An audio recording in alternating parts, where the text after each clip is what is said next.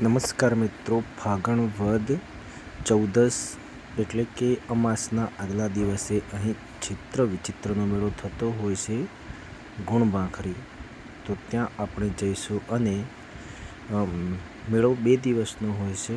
તો પહેલા દિવસે શું શું થતું હોય છે અને લોકો કેવી રીતે આવતા હોય છે તે આપણે મેળામાં જઈને નિહાળીશું. વર્ષો પહેલાં રસ્તા, અવરજવરના સાધનો કે કોઈ બીજી સગવડો ન હોવાના કારણે લોકો સૂર્યોદય પહેલાં અસ્થિ વિસર્જન કરવાનું હોવાથી અહીં જ ચિત્ર વિચિત્ર ગુણબાંખરી આવીને જ રાત્રિ રોકાણ કરતા હતા. લોકો તંબુરા, ઢોલક વગેરે લઈને આવતા હતા અને આખી રાત ભજન, સત્સંગ અને લોકગીતો ગાઈને સંસ્કૃતિનું ઉત્તમ ઉદાહરણ અહીં જોવા મળતું હતું.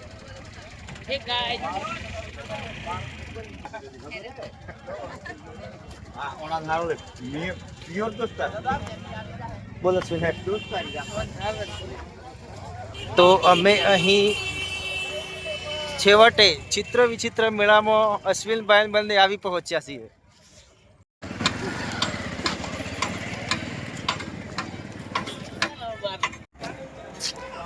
આ એ જ જગ્યા છે જ્યાં ચિત્રવીર્ય અને વિચિત્રવીર્યએ પોતાના દેહનો ત્યાગ કર્યો હતો.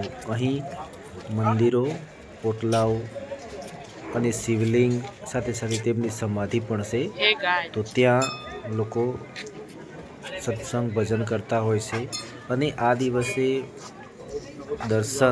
શિવલિંગના દર્શન કરી પોતાની જાતને ધન્યતા અનુભવતા હોય છે.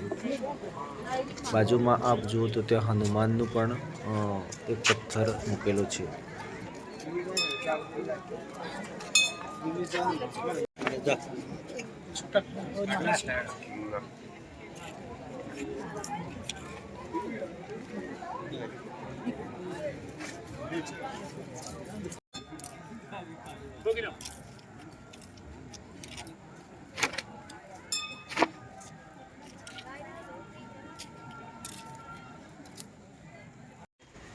અહીં મગરનું બોર્ડ પણ મારેલું છે.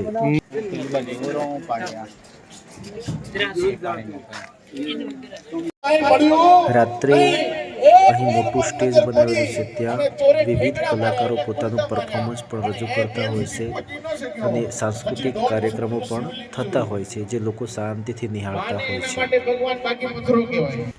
અહીં એક આપણને સરમો દેખાશે. તો તેમાં વડીલોના અસ્થિ હોય છે. અહીં અલગ અલગ સ્ટોલ પણ લાગેલા હોય છે. તો વિવિધ સરકારી યોજનાઓ, કોઈ કંપની કે સંસ્થાઓના પણ બોર્ડ હોય છે. ત્યાં લોકો મુલાકાત લેતા હોય છે અને મેળો ફરતા હોય છે. લાઇટની પણ સુવિધા બહુ સારી રીતે છે. લોકોને અગવડ ના પડે એટલા માટે UGVCLનો પણ આભાર માનવો પડે તેવી અહીં વ્યવસ્થા છે. કાયદો અને વ્યવસ્થા માટે પોલીસના જવાનો પણ ખડે પગે છે. એમાં ઘણા બધા હોમગાર્ડના જવાનો છે, GRD છે.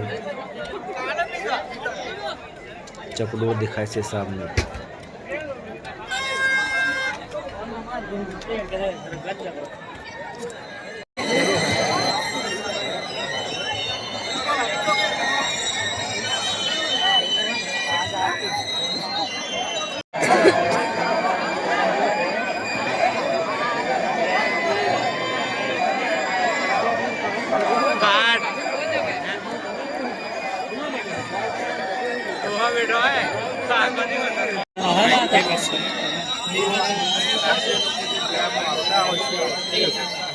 પોતાના પરિવાર સાથે આવતા હોય છે, જે કરવા માટે આવતા હોય છે અને તેઓ આ આનંદ સાથે માણતા હોય છે.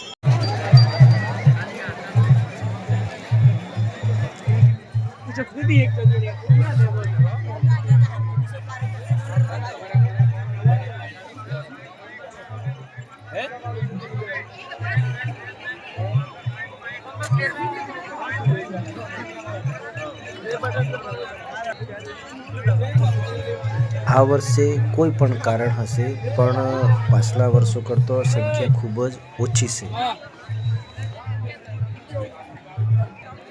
અહીં સ્ટેજ પર સાંસ્કૃતિક કાર્યક્રમ ચાલુ છે તે આપણે જોઈએ.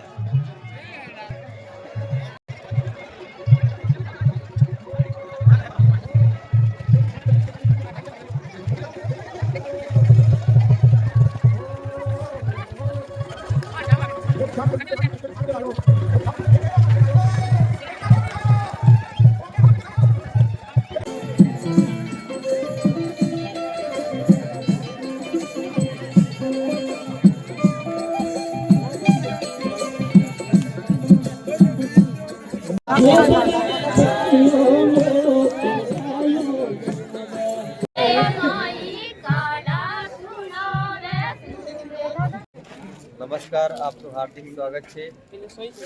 ખેતર વેતર, ચિત્ર વિચિત્ર, મોટો મેળો અને મોટી નેહવડીમાં આપનું હાર્દિક સ્વાગત છે. આપ જે પાછળની સાઈડ સંખ્યા જોઈ રહ્યા છો તે એમના પૂર્વજોની અસ્થિ વિસર્જન માટે એ લોકો અહીંયા રાત્રિ રોકાણ કરશે અને સવારે જેવો સૂર્યોદય થશે એવા જ એમનો અસ્થિ વિસર્જનનો કાર્યક્રમ શરૂ થશે. તો આ વિસ્તાર માટે આ જગ્યાનું અહીંના લોકો માટે ખૂબ જ મહત્ત્વ છે, ધાર્મિક અને સામાજિક રીતે પણ. તો અહીં જે લોકો આવતા હોય છે તે પોતાના પિતૃઓના તર્પણ માટે, એટલે કે જે ગામમાં નાત થતી હોય તો તે નાત થઈ હોય તે ગામના લોકો અહીં અસ્થિ વિસર્જન માટે આવતા હોય છે. અને એવું છે કે તે કળશ એટલે કે અસ્થિ એક માટીનો જે ગળા જેવું નાના આકારમાં હોય છે, ડોકરા ટાઈપ કુંજો, તો એની અંદર તે રાખતા હોય છે અને લઈને આવે ત્યારે તે પોતાના સાથીએ સરસી રાખી અને પછી આપ જોશો ક્યાંક વિડીયામાં હશે તો તે જમીનની ઉપર જ રાખવામાં આવે છે. અને અહીં જે એક બોર્ડ લાગ્યો છે તો એની અંદર મહાભારતની જે કથા છે તે પણ બતાવવામાં આવેલી છે. તો કે હસ્તિનાપુરમાં આજથી 5000 વર્ષ પહેલાં કે ત્યાં શાંતનુ નામી રાજા રાજ્ય કરતો હતો એમ, અને તેને ગંગાજી અને મત્સ્યગંધા નામની બે રાણીઓ હતી એમ. તો કે ગંગાજીનો ગાંગવેજી એટલે કે ભીષ્મ પિતામહ અને મત્સ્યગંધાના બે દીકરા ચિત્રવીર્ય અને વિચિત્રવીર્ય. તો આ લોકો શાંતિથી રાજ્ય કરતા હોય છે ત્યારે એમને ત્યાં ગંગાજીનો પુત્ર ગાંગવેજી તે તેની ઓરમાઈ માતાના ભવનમાં જતા હોય છે. તો તેમના જે શરણ છે તે દબાવવા માટે, તેની સેવા કરવા માટે જતા હોય છે, પણ તેના સગા દીકરા એમ ચિત્રવીર્ય અને વિચિત્રવીર્ય એમના ભવનમાં કેમ જાય છે, શંકા ઉત્પન્ન થાય છે. ત્યારે હકીકતમાં હવે આ વાત છે તે પેલા એમની માતાજીને કહી દેશે એમ કે માતાજી કે આ તો હકીકતમાં સેવા કરતા તમારી, પણ અમારે કે આવું ખોટું ધાર્યું હતું મનમાં એમ. ત્યારે પછી હવે આ ખોટું ધાર્યું તું, પાપ કર્યું એમ, તો એના પ્રાયશ્ચિત માટે શું કરવું એમ સલાહ આપવામાં આવે છે કે તમે આવી કોઈ જગ્યા હશે ભારતની અંદર એમ તો ત્યાં જશો આપ એમ, અને ત્યાં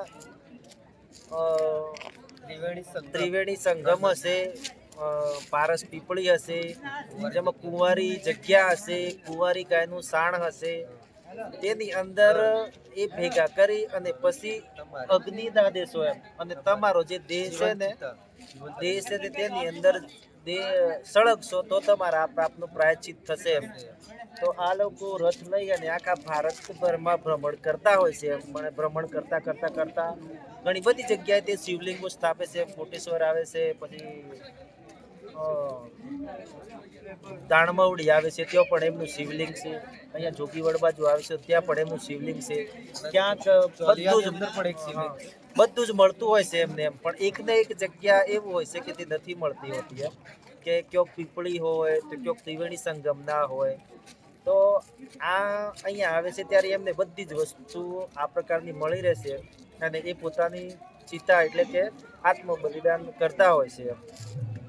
અને અહીંયા વિંછી ગામ છે તે અને બતરવાડા ગામ છે તે એમ કે ત્યાંના વડીલો આ છાણ ભેગું કરવા અને બીજી કોઈ રીતે એમ આમને મદદ કરે છે. તો એમને પછી છેલ્લા સળગતા હોય છે ત્યારે એવું કહે છે કે તમે જે માગવું હોય તે માગો એમ, કે તમને વરદાન આપીએ છીએ અમે એમ. તો કે એ લોકો કહે છે એમ કે અમારા બતરવાડાની અંદર કે હિમ પડે છે એમ. તો કે એ લોકો કહે કે તમારા આજથી કે હિમ ના પડે એમ. અને પછી વિંછીવાળા લોકો કહેશે કે અમારે પાણીની વ્યવસ્થા નથી, પાણી સુકાઈ જાય છે, તો એ લોકોને કહે છે કે તમારા વિંછીની અંદર ગમે તેટલા દુષ્કાળ પડશે, ગમે એટલા વરસાદની અછત થશે, પણ તમારે પાણી ક્યારેય ખૂટે નહીં એમ. અને એટલા માટે આ જગ્યાનું એટલું મહત્વ છે કે અહીંના લોકો કાશી, મથુરા કે બીજી કોઈ જગ્યાએ કોઈ ઘાટ પર જઈને, ગંગાજીએ જઈને પોતાના પિતૃઓનું તર્પણ નથી કરી શકતા એમ, પણ અહીંના લોકો માટે તો ગંગાજી કહો, કાશીનો કોઈ ઘાટ કહો, તે આ જ છે. અને અહીં જે પોતાના પિતૃઓનું તર્પણ કરી અને પોતાની જાતને ધન્યતા અનુભવતા હોય છે. અને મહાકુંભ તો આ જ છે. અને અહીંયા લોકો આવેલા છે તો એ કેવું કે પહેલાના સમયમાં સાધનની વ્યવસ્થા ન હોતી એમ, અને અસ્થિ વિસર્જન કરવાનું જે મુહૂર્ત કહેવામાં આવતું હોય, જે સમય કહેવામાં આવતો હોય, દિવસ ઉગે પહેલા થઈ જવું જોઈએ એમ. તો કે એટલા માટે કરી સૂર્યોદય પહેલા થઈ જવું જોઈએ એમ, તો એટલા માટે કરીને લોકો પહેલા અહીંયા આવતા એમ, ઊંઘતા, ભજન કીર્તન કરતા.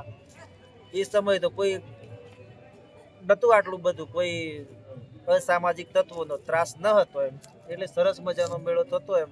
પણ ધીમે ધીમે જેમ લોકોની સંખ્યા વધતી ગઈ એમ, તેમ અમુક સમય એવો આવ્યો તો એની અંદર સરકારને પણ દખલગીરી કરવી પડી, અમુક બાબતો બંધ કરવી પડી.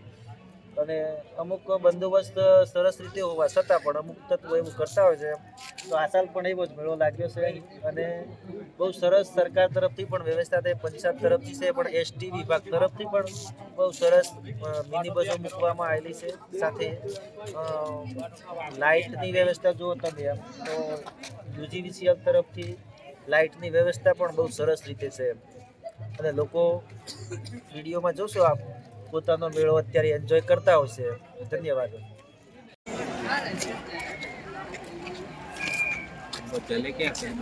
सब खा रहे थे बदतर है।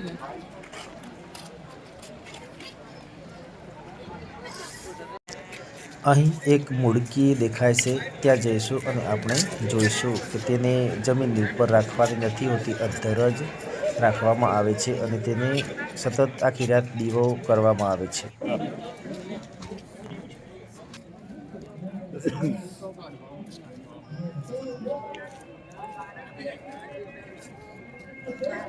क्या गाँव? हाँ, केसरपुरा ने तो अंबाजी नहीं जाता, कोटेश्वर तो ના ने આપણે તો અહીંયા ओस ने हाँ हाँ नाथ थई आ साल હા केसरपुरा नाथ थई को થઈ ये हखाटोल ના હાકા ઠોળકે हखाटोल को हाँ हाँ हाँ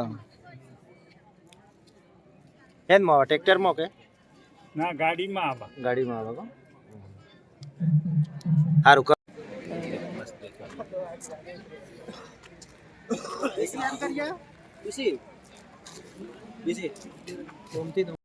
લોકો ઠંડી હોવાના કારણે તાપણી કરીને બેઠા છે.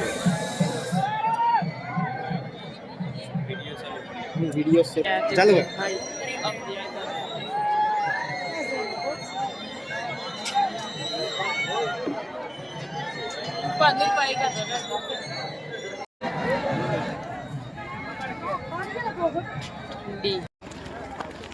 તો અશ્વિનભાઈ, અમે હવે રાત્રિનો મેળો અમારો પૂરો થાય છે. મેળો ચાલુ છે પણ અમારો ટાઈમ પૂરો થાય છે, એટલે અમે ઘર તરફ જઈ રહ્યા છીએ. સવારનો મેળો આપણે બીજા ભાગમાં બતાવીશું, જે જોવાની ખૂબ મજા આવશે આપને. ધન્યવાદ.